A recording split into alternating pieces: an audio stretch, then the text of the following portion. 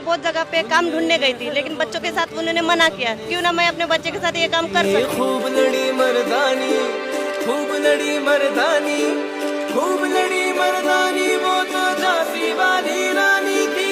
खूब लड़ी मर्दानी, वो तो झांसी वाली रानी थी।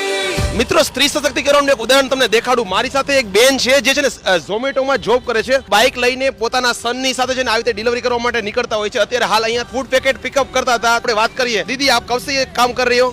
1 महीना हो गया सर। जिसमें मतलब बहुत दिक्कत है, आपने ऐसा काम क्यों पसंद किया? सर एक्चुअली मैं एक होटल मैनेजमेंट से स्टूडेंट हूँ। अभी शादी होने के बाद मैं बहुत जगह पे काम ढूंढने गई थी, लेकिन बच्चों के साथ उन्होंने मना किया। फिर सोचा कि बाइक है, खुद हाथ पैर चला सकते हैं, क्यों ना मैं अपने बच्चे के साथ ये काम कर सकूं। कोई दिक्कत नहीं होती क्या? नहीं सर, पहले होती थी। कोई भी काम करो तो दिक्कत तो आती है सर, पहले पर अभी नहीं होती सर, अभी ढूंढ लेती हूँ। જે લોકો કહેતા હોય ને કે ભાઈ મતલબ કામ કરવા માટે કામ નથી,